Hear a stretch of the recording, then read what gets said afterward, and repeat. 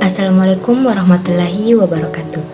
Perkenalkan, nama saya Nanda Aulia Sahraini dengan NIM 210404502054 dari jurusan Psikologi Pendidikan dan Bimbingan Fakultas Ilmu Pendidikan Universitas Negeri Makassar. Pada video kali ini saya akan menjelaskan materi mengenai perilaku verbal dan nonverbal konseli serta perilaku verbal dan nonverbal konselor.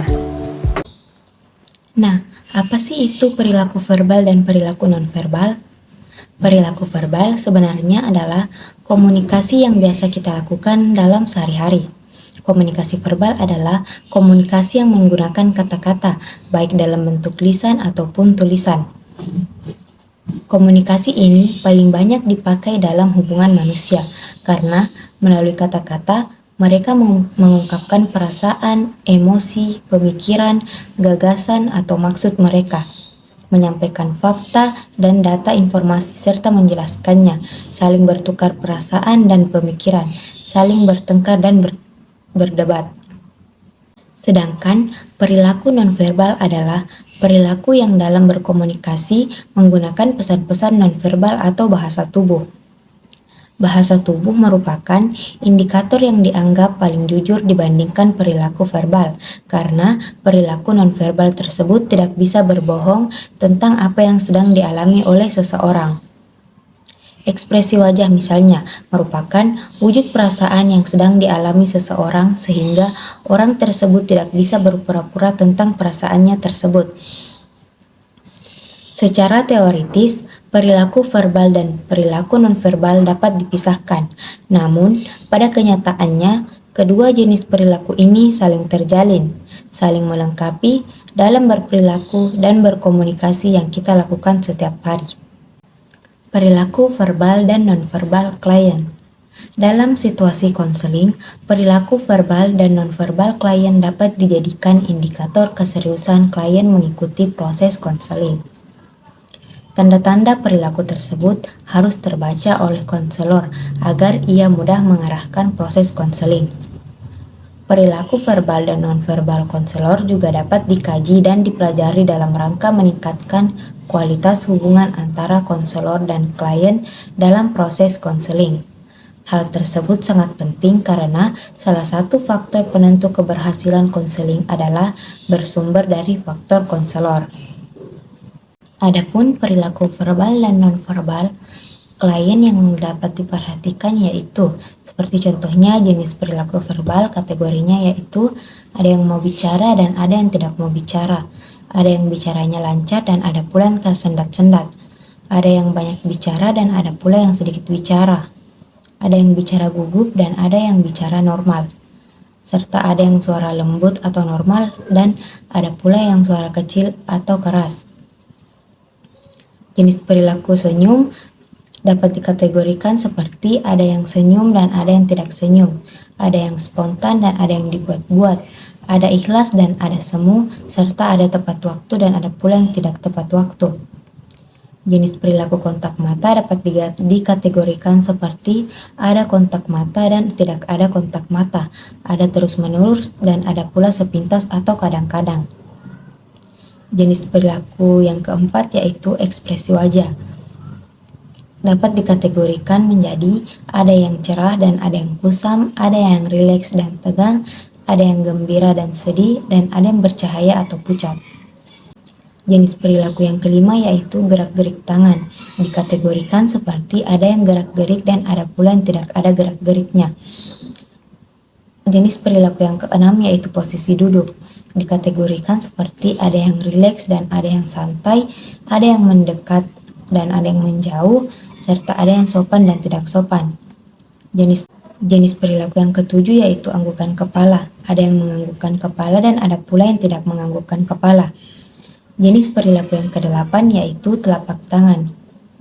Ada yang hangat dan ada yang dingin, ada yang normal dan berkeringat. Jenis perilaku yang ke-9 yaitu rambut. Dikategorikan seperti ada yang rambutnya rapi dan ada pula yang kusut, serta ada yang sesuai aturan dan menyimpang atau panjang. Jenis perilaku yang ke-10 yaitu menangis, yang dikategorikan seperti ada yang disertai dengan menangis dan ada pula yang tidak menangis. Jenis perilaku yang ke-11 yaitu pakaian, yang dikategorikan ada yang rapi dan ada yang tidak rapi, ada yang bersih dan kotor, dan ada pula yang atribut sekolah lengkap dan tidak lengkap. Jenis-jenis perilaku klien tersebut, baik verbal maupun nonverbal, merupakan indikator bagi konselor mengenai sifat klien.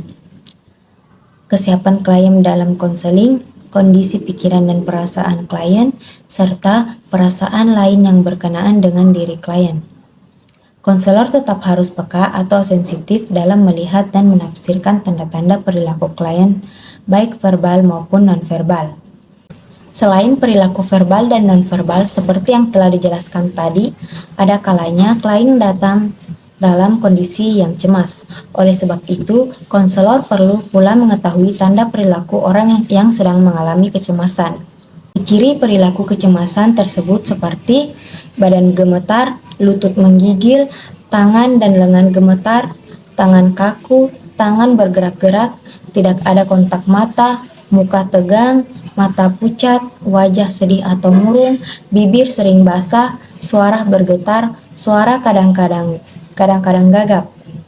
Ciri-ciri tersebut juga dapat merupakan tanda-tanda orang yang sedang mengalami kegelisahan, ketakutan, atau kekhawatiran yang cukup tinggi. Saat konselor menghadapi klien, dia mengomunikasikan perilaku verbal dan nonverbal. Dengan demikian, semestinya konselor akan aktif dalam tugas mencapai tujuan konseling. Namun, tidak semua perilaku verbal dan nonverbal konselor dapat membantu klien sehingga membuat konselor efektif. Sering terjadi bahwa perilaku konselor kurang bermakna, suka mengkritik dengan tajam, dan kurang bersahabat. Lisan konselor yang demikian itu akan membuat klien menjadi enggan bicara dengannya. Di samping itu, ada pula perilaku nonverbal konselor yang membuat klien kesal, benci, dan lainnya. Hal itu karena konselor kurang sensitif dan kurang terlatih dengan perilaku verbal dan nonverbalnya. Berikut ini ada contoh-contoh perilaku verbal dan nonverbal konselor yang kurang baik dan tidak efektif yang dapat membuat tujuan konseling tidak tercapai. Perilaku verbal contohnya yaitu memberi nasihat, menceramai, menyalahkan klien, mendesak klien, terus-menerus menggali dan bertanya terutama dengan pertanyaan mengapa, sikap merendahkan klien, menyimpang dari topik, shock intelektual, analisis yang berlebihan, dan lain-lain. Nah, adapun perilaku nonverbal yang kurang baik dan tidak efektif yang dapat membuat tujuan konseling tidak tercapai, contohnya yaitu membuang pandangan, duduk menjauh dari klien, senyum sinis, menggerakkan dahi, cemberut, menguap, dan lainnya. Perilaku verbal dan nonverbal konselor.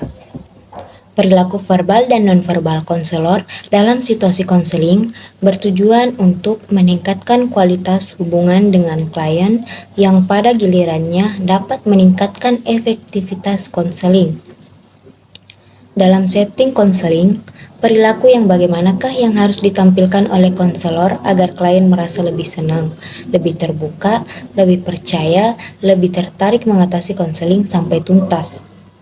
Perilaku konselor yang harus ditampilkan adalah perilaku nonverbal konselor yang bersifat positif meliputi senyuman, anggukan kepala, dan kontak mata yang konstan.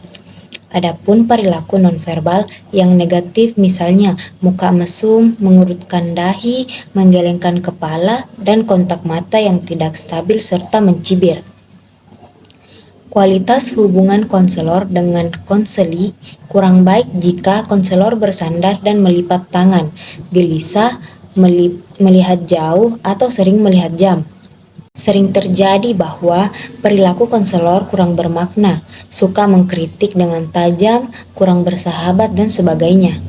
Lisan konselor yang demikian itu akan membuat klien menjadi enggan berbicara dengannya.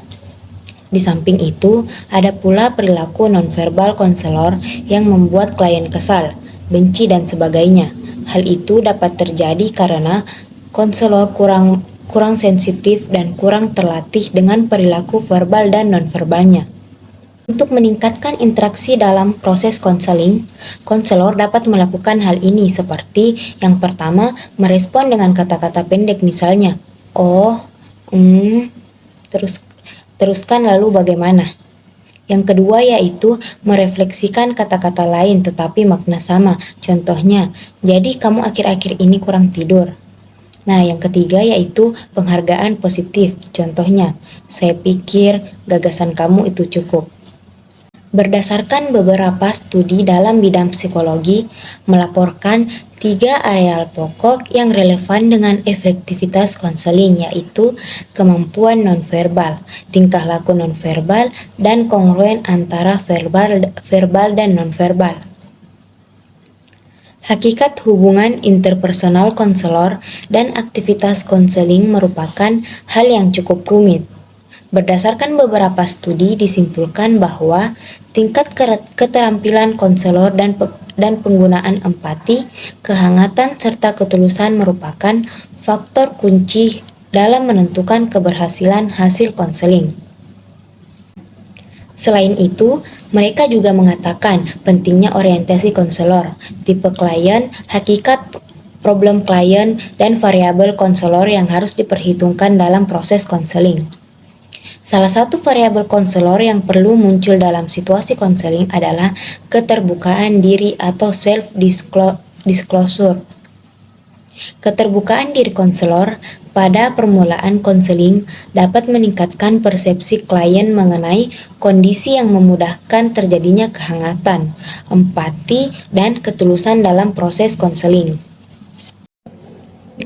Vargas dan Barkowski mengemukakan kriteria efektivitas konseling secara bipolar sebagai berikut. Yang pertama yaitu tidak terjadi penerimaan dan ada pula yang terjadi penerimaan. Yang kedua, tidak mengalami feeling, ada pula yang mengalami feeling. Yang ketiga, tidak menunjukkan ketulusan dan ada pula yang menunjukkan ketulusan. Yang keempat, suasana lesu dan ada pula suasana hangat. Yang kelima, tidak menunjukkan pengertian dan ada pula yang menunjukkan pengertian. Yang keenam, tidak dapat dipercaya dan ada pula yang dapat dipercaya. Yang ketujuh yaitu tidak menunjukkan empati dan ada pula yang menunjukkan empati. Dan yang terakhir yaitu tidak menunjukkan penghargaan positif dan ada pula yang menunjukkan penghargaan yang positif. Kriteria lain mengenai efektivitas konseling diusulkan oleh Hilk dan kawan-kawan. Mereka melihat efektivitas konseling ditinjau dari segi iklim konseling, keputusan dalam konseling, dan kesenangan atau kenyamanan di dalam konseling. Berkenaan dengan penelitian efektivitas konseling, Vargas dan Barkowski menyimpulkan bahwa keterampilan konselor menghasilkan proses konseling yang menyenangkan. Keterampilan yang baik menghasilkan tercapainya harapan-harapan di dalam konseling. Dan keterampilan konselor yang baik menghasilkan empati, ketulusan, dan terjadinya penghargaan positif kepada klien. Wilkins menyatakan bahwa klien yang mempunyai harapan-harapan akan hasil konseling dapat mempermudah proses terapeutik. Meskipun demikian, yang penting diingat adalah positif atau negatifnya kegiatan terapi juga ditentukan oleh keterampilan nonverbal konselor, bukan semata-mata oleh meningkatkan persepsi klien terhadap daya tarik konselor. Karena klien merasa lebih optimis akan tercapainya harapan-harapan hasil konseling bila berhadapan dengan konselor yang self-disclosure atau terbuka diri di dalam proses konseling. Tingkah laku nonverbal konselor dibagi menjadi 3 yaitu tingkah laku responsif atau tidak responsif, yang kedua jenis atau tingkatan bahasa, dan yang ketiga yaitu jenis pakaian. Yang pertama yaitu tingkah laku responsif dan tidak responsif. Contohnya yaitu wajah ekspresif dengan senyuman, disertai gerak-gerik, disertai anggukan kepala, badan condong ke depan, wajah tidak ekspresif, tanpa senyuman, tanpa gerak-gerik. Yang ketiga yaitu pakaian. Contohnya ada pakaian formal dan ada pakaian yang tidak formal atau pakaian sehari-hari. Dapat disimpulkan bahwa ada pengaruh yang signifikan tingkah laku nonverbal responsif, jenis tingkat bahasa dan pakaian konselor terhadap persepsi klien tentang keahlian dan daya tarik konselor. Konselor dinilai sebagai ahli bila menampilkan tingkah laku nonverbal yang responsif, menggunakan bahasa profesional, dan memakai pakaian resmi. Dapat disimpulkan juga bahwa tingkah laku nonverbal yang responsif, penggunaan bahasa orang awam, dan penggunaan pakaian resmi menghasilkan penilaian daya tarik yang lebih tinggi bagi klien. Berikut ini adalah contoh-contoh perilaku verbal dan nonverbal konselor yang kurang baik dan tidak efektif dapat membuat tujuan konseling tidak tercapai.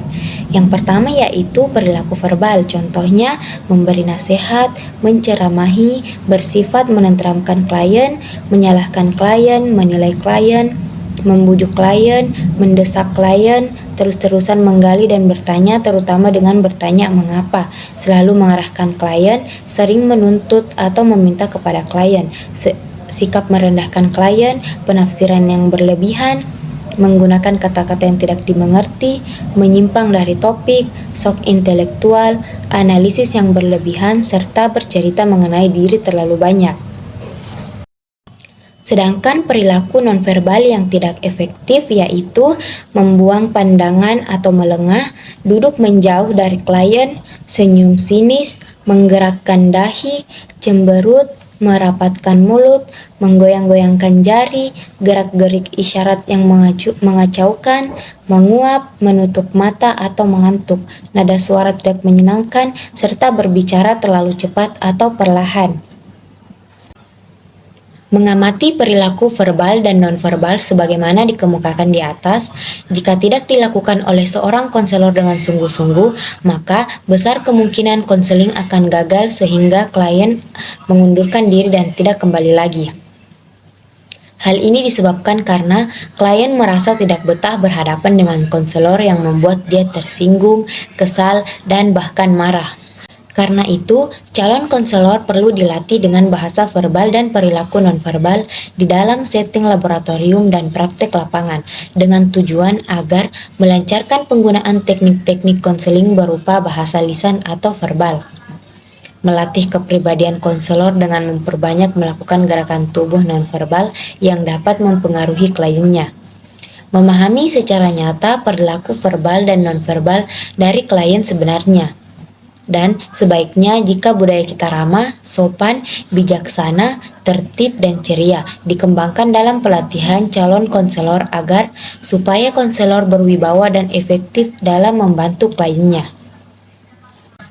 Adapun perilaku verbal dan nonverbal yang efektif seperti yang pertama perilaku verbal, contohnya menggunakan kata-kata yang dapat dipahami klien, memberikan refleksi dan penjelasan terhadap pernyataan klien, penafsiran yang baik atau sesuai, membuat kesimpulan, merespon pesan utama klien, memberikan dorongan minimal, memanggil klien dengan nama panggilan atau Anda. Memberi informasi sesuai dengan keadaan, menjawab pertanyaan tentang diri konselor, menggunakan humor secara tepat untuk menurunkan ketegangan, tidak menilai klien, membuat pemahaman yang tepat tentang pernyataan klien, dan penafsiran yang sesuai dengan situasi. Adapun perilaku nonverbal yang efektif digunakan yaitu seperti nada suara disesuaikan dengan klien, umumnya sedang dan tenang, memelihara kontak mata yang baik, sesekali menganggukkan kepala, wajah yang bersemangat, kadang-kadang memberi isyarat tangan, jarak dengan klien relatif dekat, ucapan tidak terlalu cepat atau lambat, duduk agak condong ke arah klien, sentuhan disesuaikan dengan usia klien, dan muka yang ramah dan senyum. Nah, itulah tadi materi mengenai perilaku verbal dan nonverbal klien serta perilaku verbal dan nonverbal konselor. Sekian, terima kasih. Wassalamualaikum warahmatullahi wabarakatuh.